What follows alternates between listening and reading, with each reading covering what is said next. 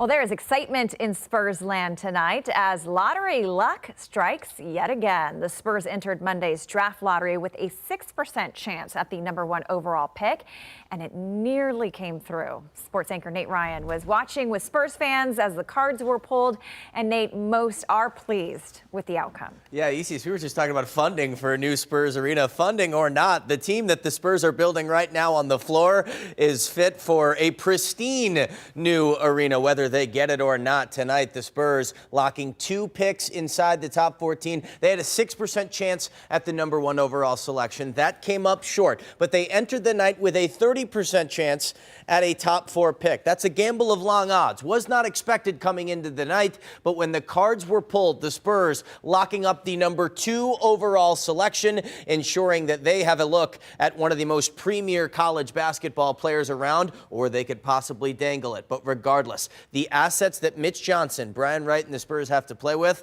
a lot bigger than when the night started. Excited about having 2 lottery picks in this draft. It's a deep draft. There's a lot of good players, a lot of dynamic, versatile, different type of players.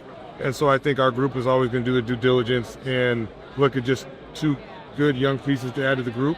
And now obviously at 2, you get a little bit more pick the litter. I think you'll hear it, in some of the conversation around the draft, that this is a deep draft. And so, we have a lot of work to do to kind of put it together. But in the early planning, we like the potential group that could be there. So just possibilities, endless, ways to continue to build our team. And so, we go forward.